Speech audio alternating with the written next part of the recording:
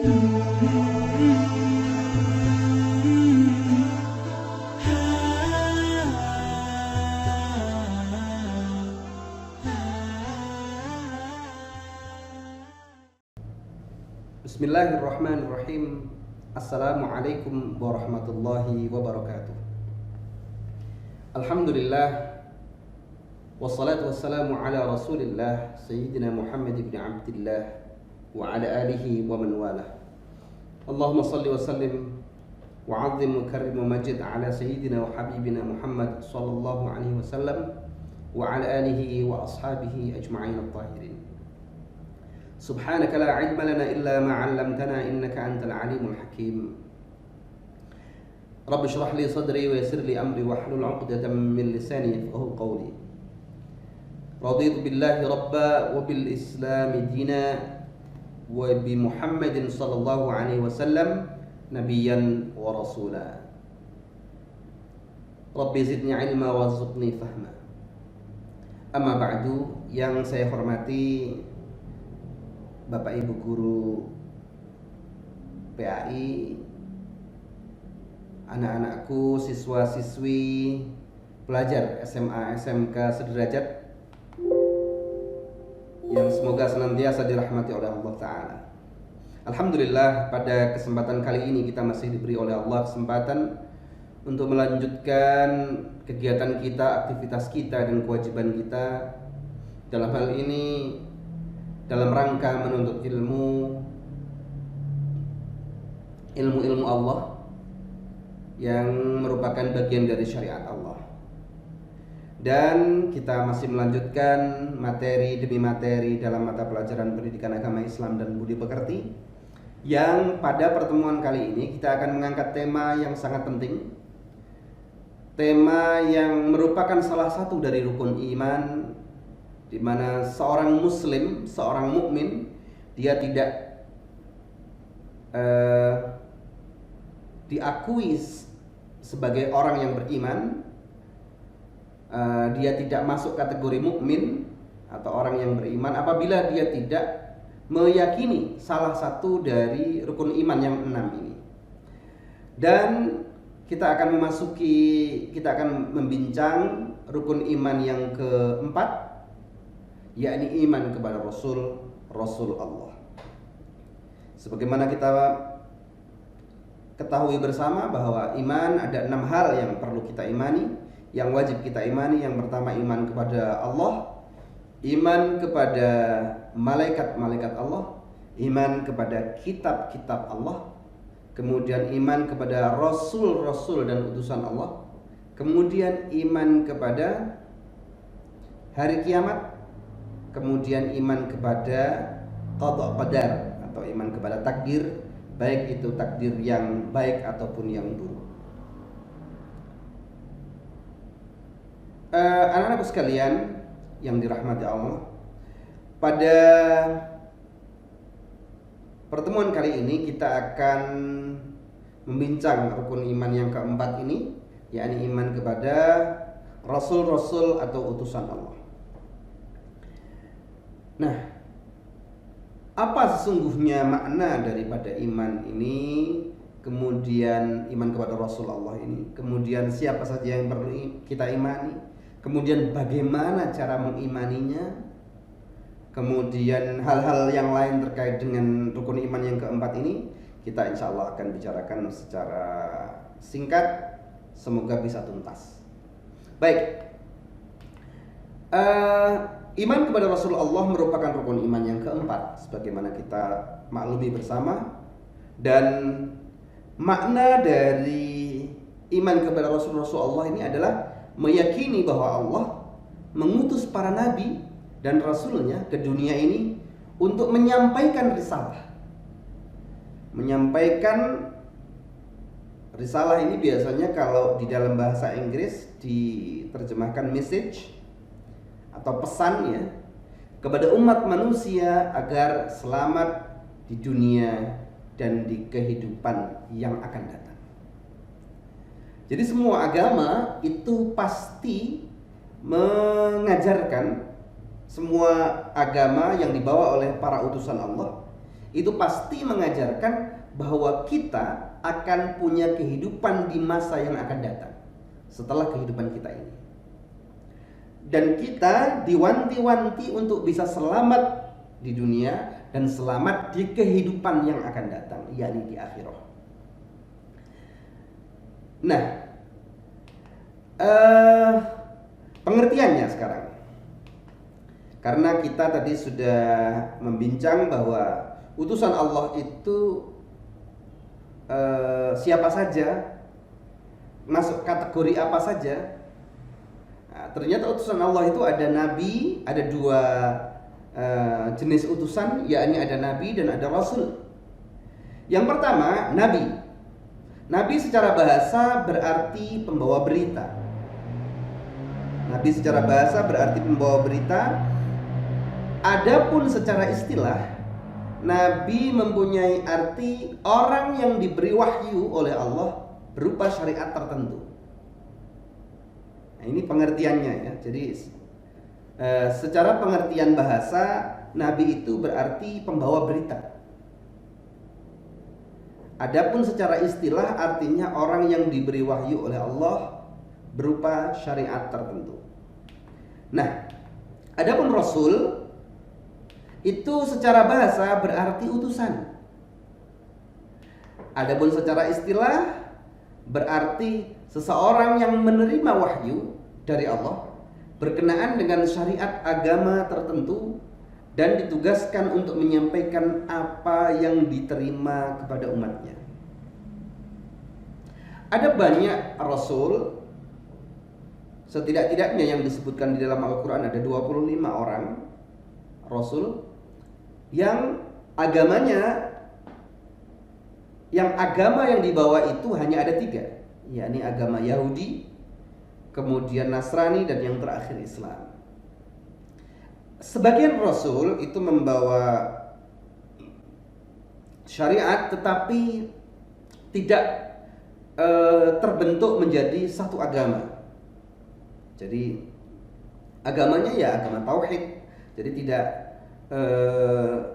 tidak bernama agama selain daripada 3 agama tersebut yang saya sebutkan tadi, yakni agama Yahudi, Kristen atau Nasrani, dan Islam. Nah, sekarang berbicara tentang perbedaan Nabi dan Rasul. Nabi itu sebagaimana kita fahami tadi bahwa Nabi itu secara bahasa bermakna pembawa berita. Nabi ini merupakan manusia pilihan yang diberi wahyu oleh Allah. Jadi semuanya, baik itu Nabi ataupun Rasul, menerima wahyu ya. Nabi ini menerima wahyu untuk dirinya sendiri dan tidak wajib menyampaikan kepada umatnya. Jadi berbeda dengan Rasul. Rasul nanti sama mendapatkan wahyu, tetapi dia berkewajiban untuk menyampaikan kepada umatnya. Ini yang berat ini. Jadi tugas Rasul atau utusan Allah ini lebih berat daripada Nabi yang secara bahasa bermakna pembawa berita atau pembawa kabar. Pembawa berita bahwa kita di dunia ini hidup perlu untuk menyembah Allah, dan kita akan mempertanggungjawabkan seluruh kehidupan kita ini nanti di kehidupan yang akan datang. Berita yang paling utama yaitu. Kemudian Nabi ini jumlahnya ribuan ya. Jadi dalam hadis, dalam beberapa hadis disebutkan bahwa jumlah Nabi itu ada 124.000 Nabi yang pernah diturunkan dan diutus oleh Allah ke muka bumi ini. Jadi pada satu kesempatan Nabi itu jumlahnya bisa ratusan atau mungkin ribuan. Jadi dalam satu masa begitu Nabi itu berjumlah puluhan, ratusan atau mungkin lebih daripada itu. Itu jumlah Nabi. Jadi banyak sekali Nabi yang tidak diketahui dalam sejarah secara pasti nama-nama mereka karena memang banyaknya jumlah nabi. Dan nabi-nabi ini semuanya hidup sebelum Nabi kita Muhammad sallallahu alaihi wasallam. Jadi Nabi kita Nabi Muhammad sallallahu alaihi wasallam adalah nabi terakhir sekaligus rasul yang terakhir. Beliau adalah penutup para nabi dan para rasul. Nah, adapun Rasul Allah ini jumlahnya menurut beberapa hadis ada yang menyebutkan 312, ada yang menyebutkan 315. Adapun yang disebutkan di dalam Al-Qur'an ada 25 orang Rasul. Baik, kita lanjutkan. Kenapa kemudian Allah itu mengutus para nabi dan rasul? Yang pertama, tujuan diciptakan manusia ini sebagaimana firman Allah adalah untuk semata-mata beribadah kepadanya, menyembahnya, menghamba kepada Allah Ta'ala. Sebagaimana disebutkan dalam surat Adz-Dzariyat ayat 56, A'udzubillahi minasyaitonirrajim. Wa ma khalaqtul jinna wal insa illa liya'budun. Dan aku tidak menciptakan jin dan manusia melainkan supaya mereka menyembahku. Ini yang tidak semua orang, tidak semua manusia, tidak semua anak Adam memahaminya. Maka daripada itu Allah kemudian mengutus utusan para rasul dan para nabi, di mana para rasul dan para nabi ini memberi kabar terkait dengan kewajiban kita sebagai umat manusia, yakni kewajiban utamanya menyembah Allah. Nah, poin kedua, karena kita harus menyembah Allah, maka kita perlu mengenali Allah atau ma'rifatullah. Mengenali Allah bagaimana? Ya, kita tidak bisa mengenali Allah kecuali diberitahu oleh para utusan Allah. Para utusan Allah ini yang kemudian memberitahu kita umat Islam diberitahu oleh Nabi Muhammad bahwa Allah itu seperti ini, sifatnya seperti ini. Sifatnya ya sebagaimana yang disampaikan oleh Nabi dan ditetapkan oleh Nabi dan para ulama. Jadi tidak kemudian terserah bagaimana Allah begitu, tidak. Nanti ditetapkan oleh Nabi dan ditetapkan oleh para ulama bahwa Allah itu mempunyai sifat demikian. Itulah Allah yang kita wajib sembah, yang kita menghamba dan beribadah kepadanya. Bukan Allah yang bagaimana. Karena umat jahiliyah pada zaman Nabi di Mekah itu mereka juga menyebut Tuhannya dengan Allah. Tetapi yang disembah itu ternyata berbeda dengan yang diajarkan oleh Nabi. Nah, ketika kita sudah mengenali Allah, maka kita bisa kemudian kita menyembahnya dengan cara yang juga sudah ditetapkan oleh syariah, oleh pembawa syariat, yakni dari Allah, dibawa oleh Nabi Muhammad dan disampaikan kepada kita. Cara menyembahnya pun ada aturannya. Jadi tidak menyembah dengan cara suka-suka kita. Tidak. Nah, ini yang menjadi latar belakang kenapa kemudian Allah mengutus utusan. Karena kita perlu mengenali Allah, kita perlu menyembahnya dengan cara yang sudah ditetapkan oleh Allah sendiri. Jadi kita tidak menyembahnya sesuai dengan selera kita sendiri. Tidak. Baik, saya kira itu latar belakang dari kenapa kita beriman kepada Rasul-Rasul Allah dan kenapa Allah kemudian mengutus Rasul-Rasul itu. Kemudian tujuan diutusnya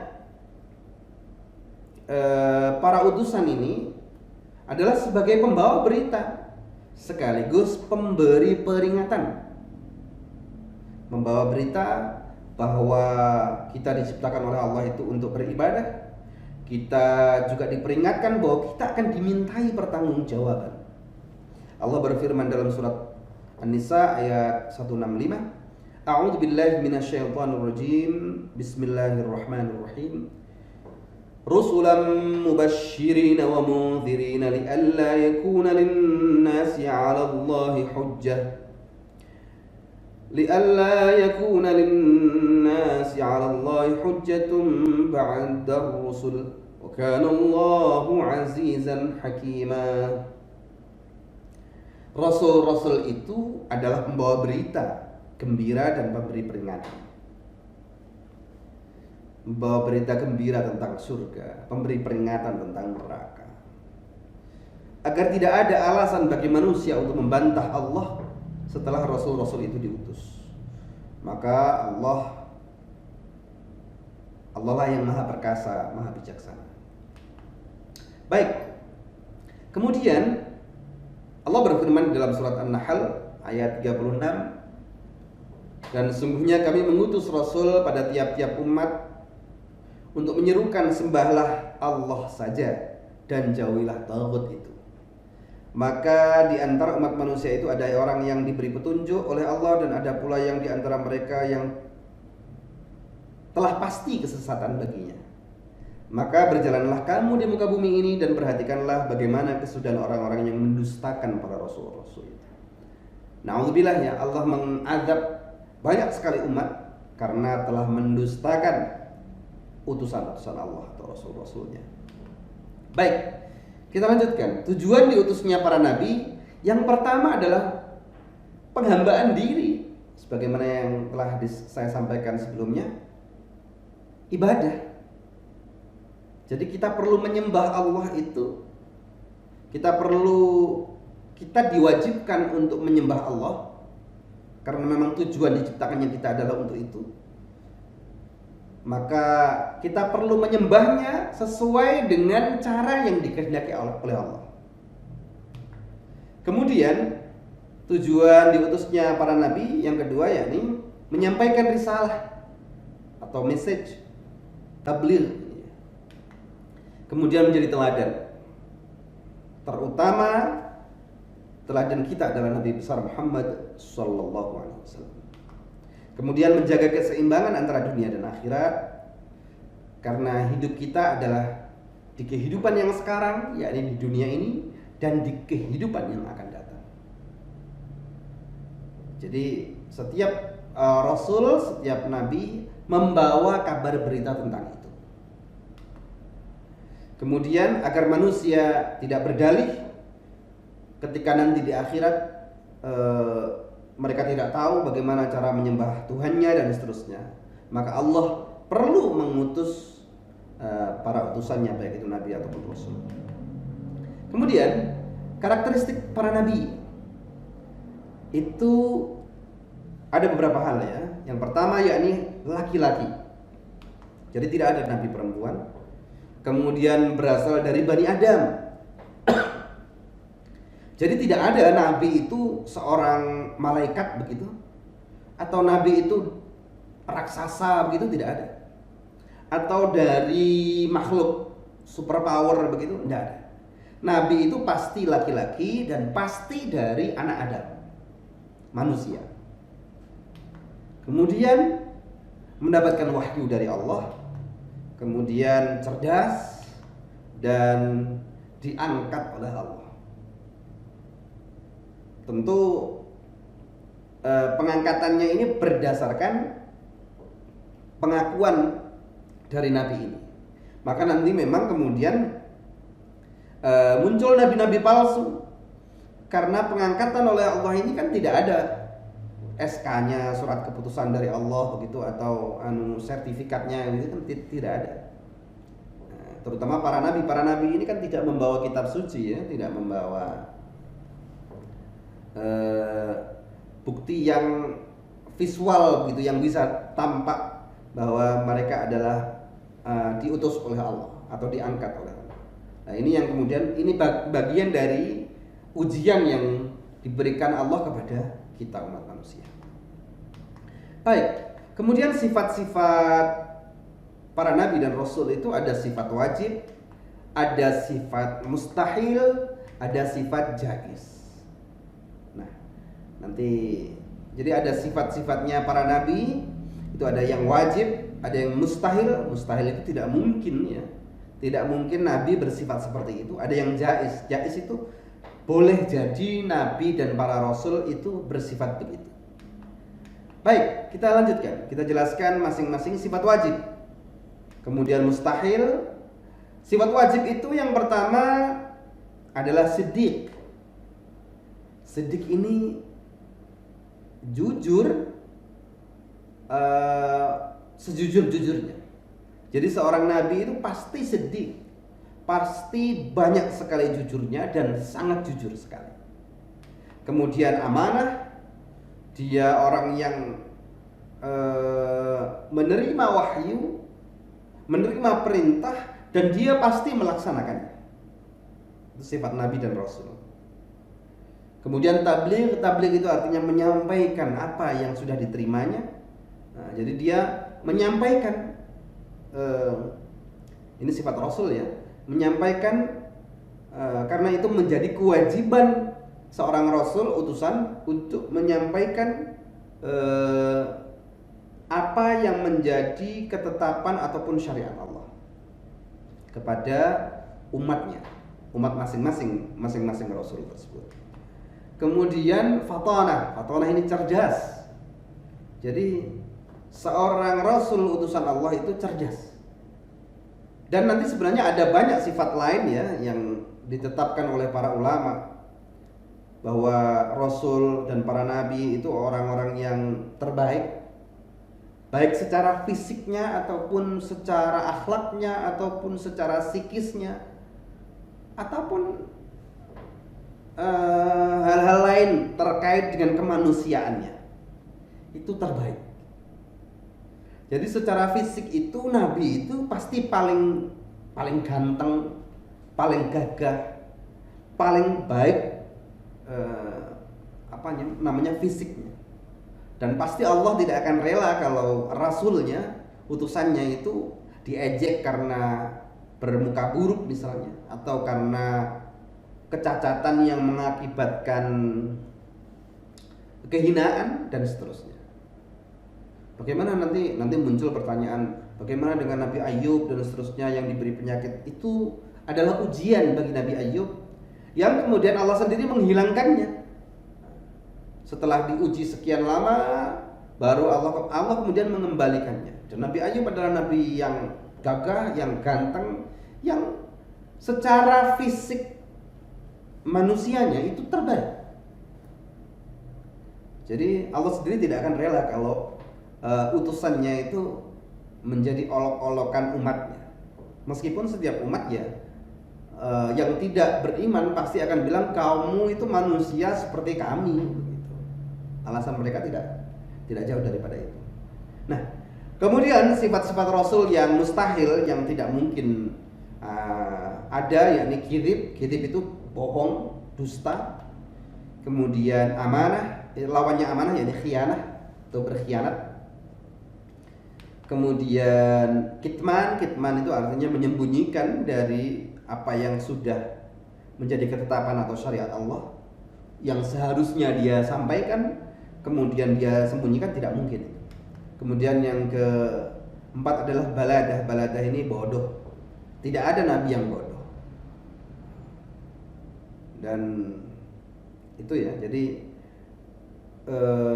ada banyak sifat yang sebenarnya ini yang kita wajib dan mustahil untuk perlu kita ketahui.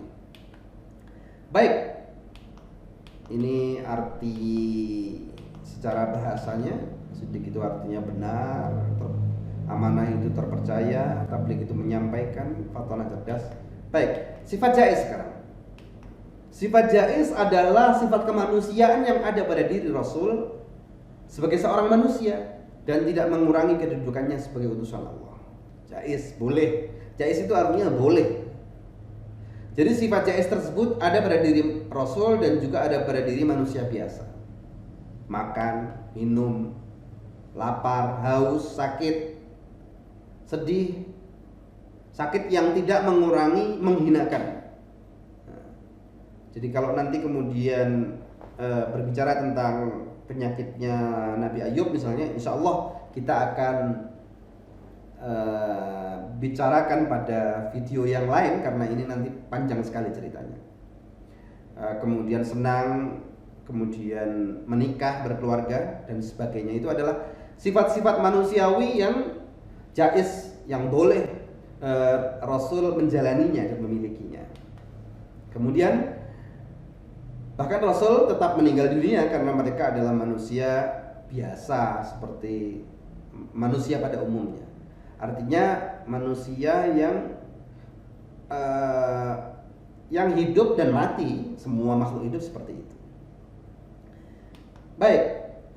Kemudian siapa saja para nabi dan rasul Allah itu? Saya tadi sudah menyampaikan para nabi itu ada sekitar 124.000 orang. Para rasul itu ada sekitar 312, ada yang mengatakan 315.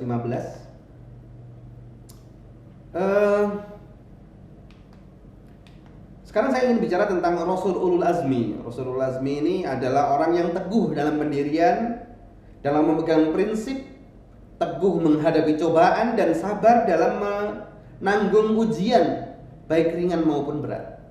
Jadi para rasul itu ada yang Ulul Azmi. Ini mereka spesial sekali. Mereka adalah rasul-rasul yang utama. Nah, di antara Nabi dan Rasul Allah yang Ulul Azmi adalah satu Nabi Nuh, dua Nabi Ibrahim alaihissalam, yang ketiga Nabi Musa alaihissalam, kemudian Nabi Isa alaihissalam, kemudian Nabi kita Nabi besar Muhammad sallallahu alaihi wasallam. Nah, sekarang bicara tentang hikmah beriman kepada Rasul. Yang pertama, dengan beriman kepada Rasul Allah ini kita memiliki seseorang yang hendak kita teladani. Kita memiliki teladan dengan Rasul, dengan diutusnya Rasul-Rasul Allah itu kita memiliki teladan. Dan teladan kita adalah Nabi besar Muhammad sallallahu alaihi wasallam, Nabi besar Ibrahim alaihissalam, dan nabi-nabi yang lainnya. Kemudian dengan diutusnya para rasul itu kita mengetahui cara yang benar untuk beribadah kepada Allah. Jadi sebagaimana yang saya katakan tadi, bahwa beribadah kepada Allah itu tidak semau kita, tetapi ada caranya, dan itu sudah diatur oleh Allah Ta'ala. Kemudian hikmah yang lain, yakni kita mengetahui aturan Allah mengenai cara bermasyarakat yang benar, berbuat dan dalam berbuat keadilan dan kebenaran. Jadi kita yang setiap hari bersosialisasi dengan masyarakat itu kita perlu juga mengetahui koridornya. Yang benar itu yang mana, yang boleh itu yang mana. Oh, ternyata ini riba itu tidak boleh. Oh, ternyata ini menyakiti tetangga, itu tidak diperkenankan. Oh, bohong itu dosa. Seorang muslim itu harus berbuat baik kepada tetangga, harus jujur, harus menjauhi kebohongan dan seterusnya. Itu kita ketahui dari syariat-syariat yang ditetapkan oleh Allah dan disampaikan para rasul. Nah, kemudian kita dengan beriman kepada Rasul memiliki petunjuk dan tuntunan ke jalan yang benar untuk kebahagiaan kita selama hidup di dunia dan insya Allah nanti di kehidupan yang akan datang. Kemudian menuntun untuk selalu menghargai dan menghormati sesama manusia. Sama ini dengan poin yang ketiga, bagaimana bermasyarakat yang baik. Nah, itu saya kira ya hikmah-hikmah beriman kepada Rasul, dan ini adalah makam-makam para Rasul. Ini makam Nabi kita, baginda Nabi besar Muhammad SAW, yang posisinya sekarang ini berada di kompleks Masjid Nabawi. Semoga anak-anakku sekalian semuanya nanti berziarah ke sana dan menyampaikan salam langsung kepada Nabi besar Muhammad SAW. Dan sebagaimana disabdakan oleh Nabi dalam banyak hadisnya, bahwa Nabi setiap menerima salam akan dikembalikan ruhnya oleh Allah, dan Nabi akan menjawab salam tersebut. Dan begitu pula kita, ketika kita bersolawat kepadanya, Allah tahu Allah menerima dan Allah bersolawat kepada kita 10 kali lipat. Dan Nabi tahu siapa yang sering bersolawat kepadanya. Makanya kita sering-seringlah bersolawat kepada Nabi besar Muhammad SAW supaya kita nanti dikenali oleh Nabi, dikenali oleh beliau dan mendapat syafaatnya kelak di yaumil hisab. Kemudian ini makam-makam Nabi yang lain. Ada makam Nabi Yusha bin Nun, itu yang berkopiah putih itu adalah saya. Ini ada di Yordania, makam Nabi Yusha bin Nun. Kemudian ini makam Nabi Saleh alaihissalam, makam Nabi Harun, ini makam Nabi Zakaria, makam Nabi Yahya. Kemudian ini di depan makam Nabi Musa, itu foto saya tahun lalu di Yordania, makam Nabi Musa di Yordania. Kemudian makam Nabi Syuaib alaihissalam, ini juga ada di Yordania. Saya juga sudah mendatangi makam ini. Kemudian ada banyak makam yang lain yang insya Allah semoga kita semuanya diberi oleh Allah kesempatan untuk menziarahi makam-makam para Nabi dan Rasulullah. Dan ini adalah foto peninggalan terbesar umat Islam, Masjidil Haram di Makkah dan Masjid Nabawi di Madinah. Semoga kita semuanya diberi oleh Allah kesempatan untuk menziarahi kedua masjid suci ini, dan bila perlu kepada masjid yang ketiga, yakni Masjidil Aqsa di Palestina. Semoga kita semuanya diberi oleh Allah kesempatan untuk berziarah ke sana, baik dalam rangka haji ataupun umrah. Dan ini sekilas tentang perlunya kita beriman kepada para nabi dan rasul-rasul Allah. Insya Allah nanti tugasnya akan saya sampaikan melalui WhatsApp group ataupun melalui Google Classroom. Saya kira begitu. Kita akhiri pelajaran kita dengan hamdalah, alhamdulillahirabbil alamin. Mohon maaf atas kekurangan ataupun kelebihan kata-kata saya.